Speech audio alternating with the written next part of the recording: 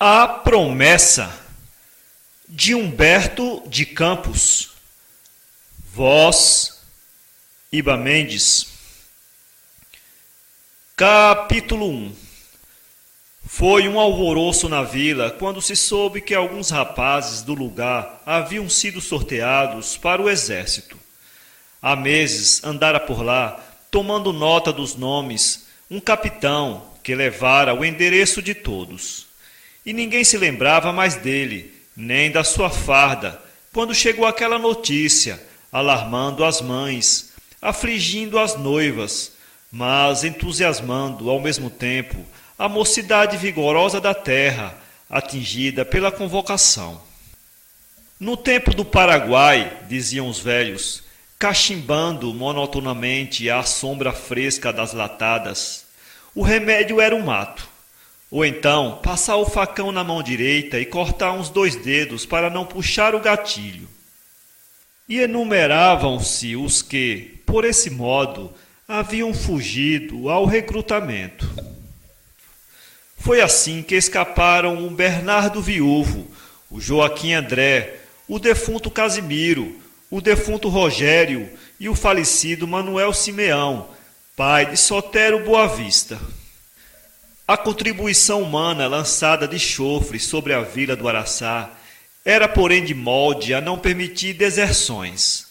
Nada menos de 8 rapazes tinham sido chamados ao serviço das armas, para o qual todos se apresentaram sem temor ou constrangimento, antes com alegria, com vivacidade arrogante, como se esperassem de há muito aquele apelo ao seu brio patriótico. Para festejar o acontecimento, foi formada na véspera da partida dos conscritos uma passeata que percorreu as 4 ruas do lugarejo, puxada por uma banda de música. Oradores fizeram-se ouvir, concitando aqueles conterrâneos à prática de atos heróicos, elevando o nome da sua vila natal na disciplina dos quartéis e nos campos de batalha. E, na manhã seguinte, metidos na sua melhor roupa de cassineta ou de brim, montando os melhores cavalos do município e acompanhados por numerosos cavaleiros amigos, os rapazes partiram a galope, a fim de tomar o trem 18 quilômetros adiante, com destino à capital. Capítulo 2. Entre as mães que ficaram chorando, nenhuma, porém, chorava tanto como a velha Maria Inácia, mãe do João Vicente. Pobre, vivendo menos do trabalho do que do amor daquele filho, era ele tudo na sua vida obscura. Quando o capitão passara pela vila, tomando o nome aos rapazes, tinha ela mais uma filha e um filho. O filho havia morrido e a filha casara-se. E, a partir desse dia, João Vicente, o mais novo, se tornara o seu tesouro e o seu mundo. Era um rapagão forte, claro, vistoso. Alegre e brincalhão, passava as noites em festas e serenatas, fazendo sonhar as moças do lugar. Exímio tocador de violão, não havia noite de lua que ele não a atravessasse acordado, indo cantar e tocar com outros, companheiros de infância e de mocidade, nas proximidades dos prédios em que havia raparigas bonitas. E os dias passava-os em casa, ajudando a mãe a tratar da chácara pequena, ou a ensaiar modinhas chorosas para as distrações boêmias da noite. Por isso mesmo, por vê-lo criança, infantil, aos 20 anos, era que a mãe sentia mais a sua falta. Pessoas amigas haviam-lhe dito que, tratando-se do filho único, lhe seria fácil conseguir a sua dispensa do serviço militar. De tal maneira, porém, o João Vicente se opusera a essa ideia, ameaçando até a abandonar na sua velhice, sem arrimo de coração, que a mísera se viu na contingência de sufocar o choro da alma, deixando-o partir, animoso, galhardo, risonho, entre as palmas das moças e o soluço comovido das outras mães. Capítulo 3. 6 meses tinham decorrido após a partida do Araçá, quando chegou ao quartel a ordem de aprestar o batalhão. A rebelião no sul havia estalado, assumindo proporções inesperadas pelo governo e reclamando a remessa para a região conflagrada de novas unidades militares. Vários regimentos haviam sido já dizimados de um lado e de outro. Os feridos enchiam os hospitais, pondo um forte cheiro de sangue na atmosfera. E o batalhão partiu. 12 dias depois, estavam as forças, de que era um dos componentes, acampada nas vizinhanças de uma pequena cidade do interior, na zona de guerra, quando João Vicente recebeu, com a sua companhia, munição de combate. Em torno do corpo, nos bolsos do cinturão forte, os cartuchos punham um peso novo, que, no entanto, pouco o afligia. E eram 9 horas da manhã, quando o batalhão, após uma pequena marcha de 2 quilômetros, teve ordem de desalojar os rebeldes de uma trincheira entre o serrote e o rio. Sob a fuzilaria do inimigo e, principalmente, sob o fogo de uma metralhadora mascarada por um monte de pedras, o batalhão investiu a peito descoberto. 2 companheiros ficaram no chão feridos.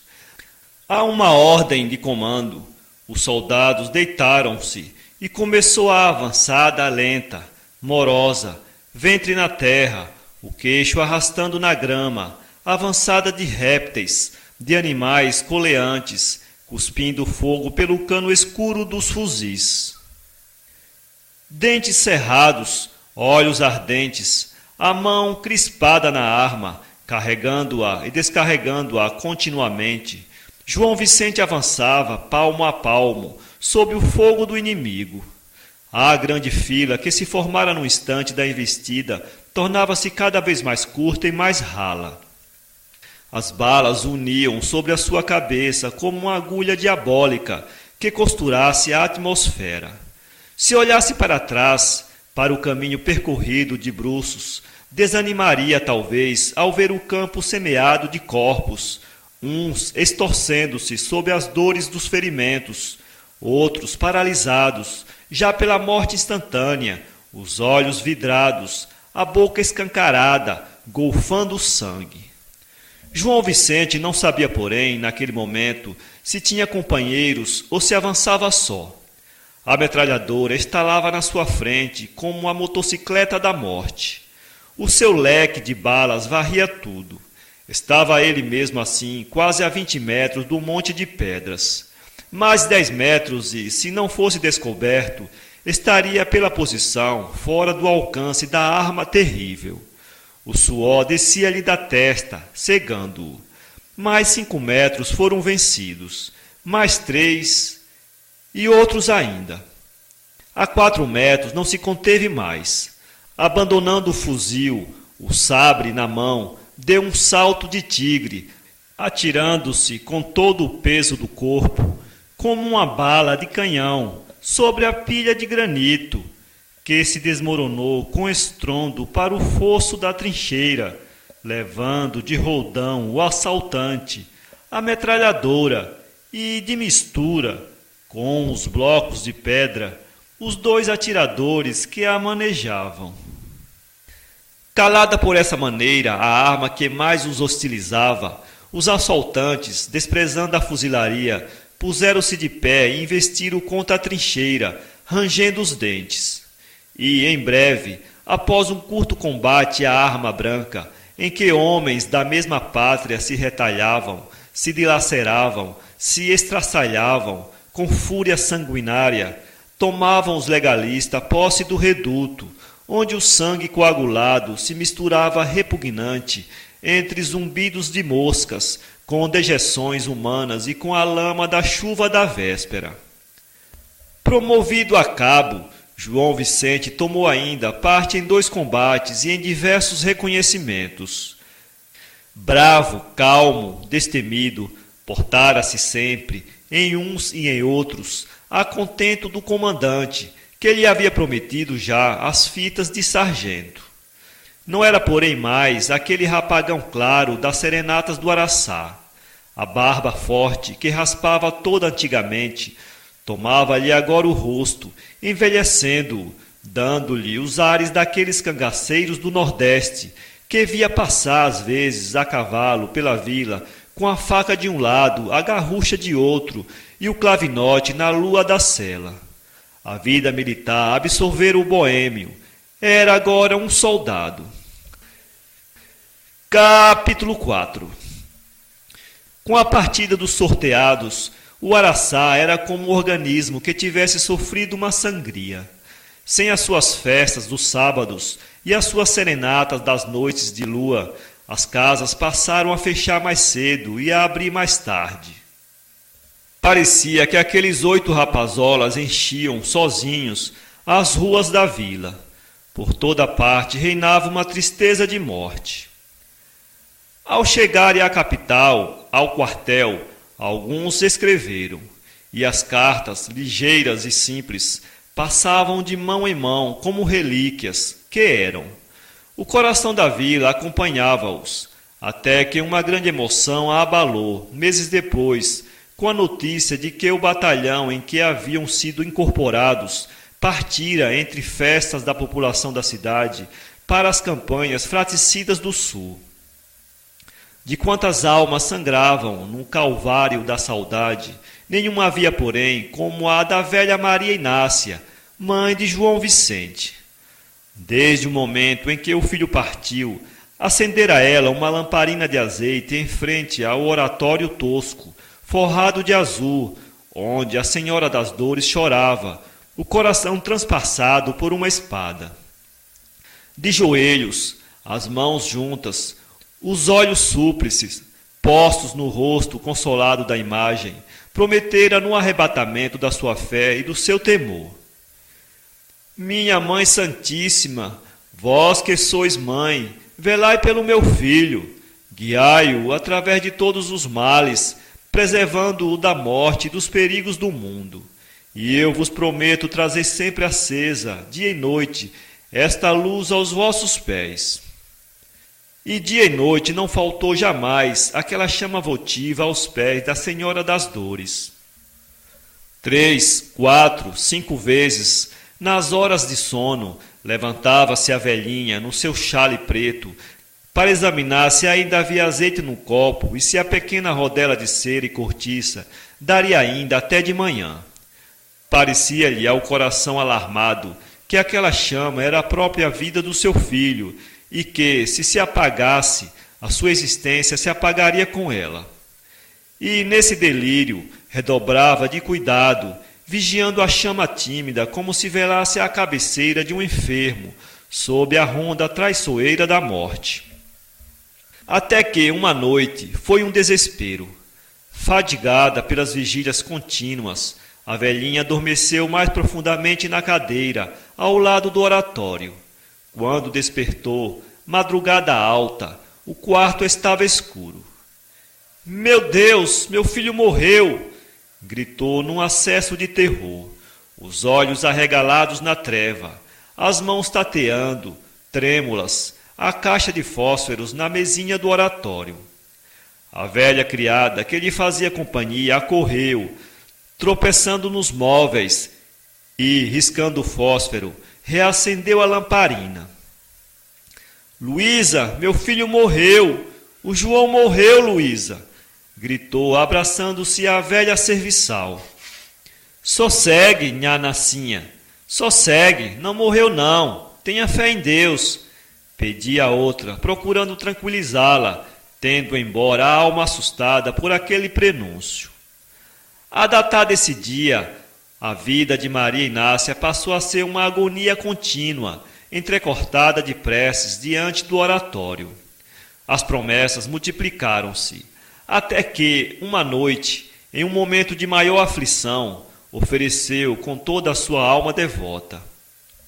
Minha Senhora das Dores, trazei meu filho são e salvo, ainda uma vez, à minha vista, que eu vos dou a minha vida. E com todo o fervor da contrição, num acesso de choro, A minha vida pela dele, minha Mãe Santíssima. A minha vida pela dele, mas que eu ainda veja meu filho. Capítulo 5. 2 meses depois da promessa e 8 da partida dos sorteados, com as primeiras chuvas do inverno, a vila do Araçá se tornou toda festiva, como nas suas solenidades religiosas. No adro da igreja, com os músicos vestidos de branco, a filarmônica esperava o momento de romper com toda a sonoridade dos metais, quebrando o silêncio dos campos vizinhos com um dos seus dobrados retumbantes. As crianças corriam pelo capim espontante, molhando os pés nas gotas de sereno ou da chuva da noite.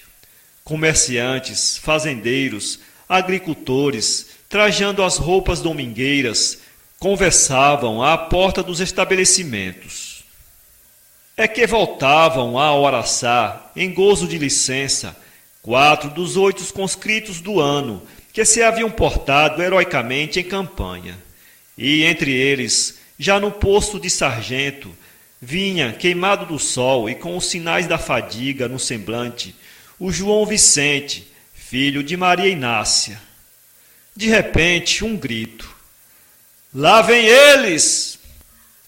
Na extremidade do caminho, longe, levantava-se uma nuvem de poeira e, momentos depois, penetrava na praça, de roldão, a cavalhada luzidia dos parentes e dos amigos com que os 4 soldados à frente, ao mesmo tempo que, tornando mais comunicativo o arrepio de entusiasmo, a banda de música atacava, com toda a fúria dos instrumentos, o dobrado mais ruidoso do repertório.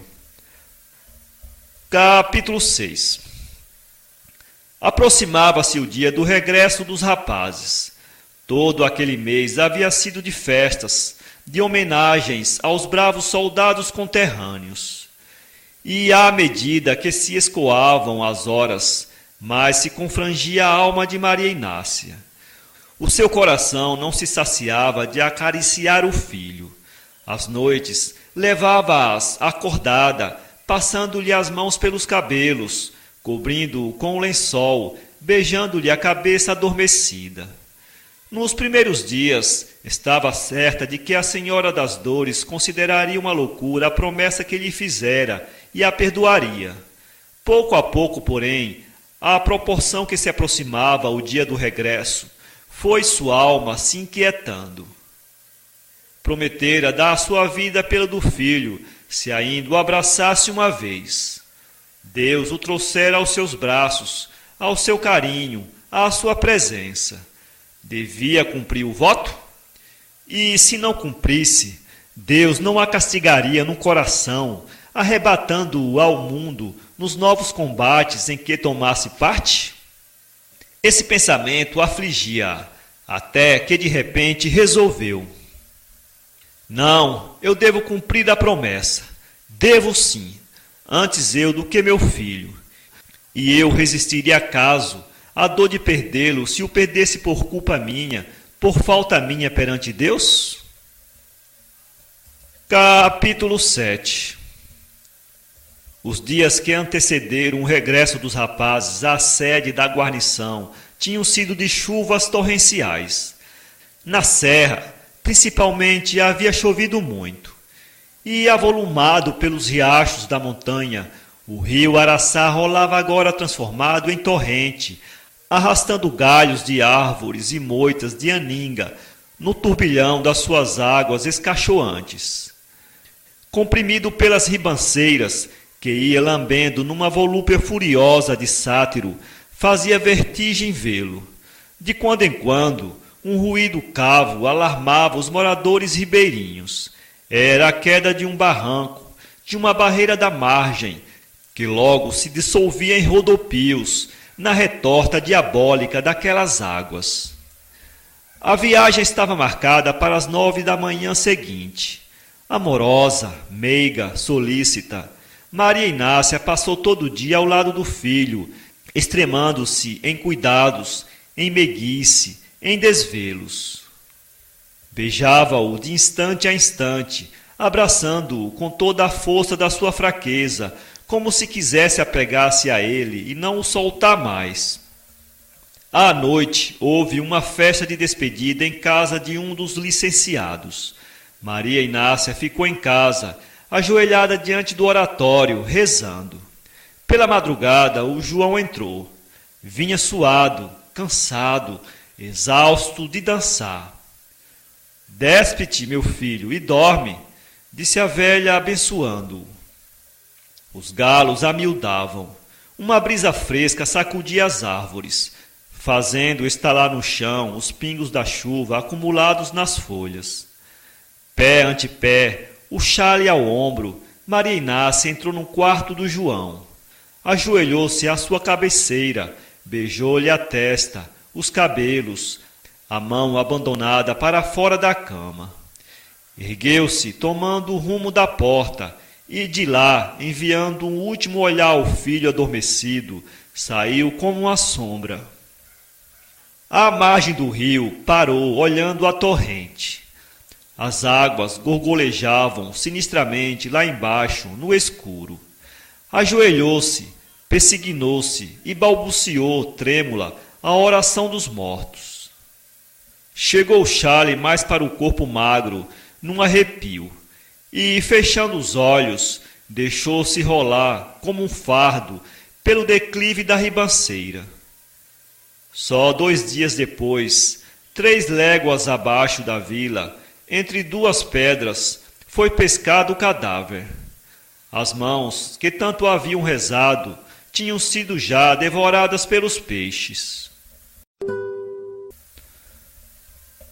São Paulo, 2017, www.poeteiro.com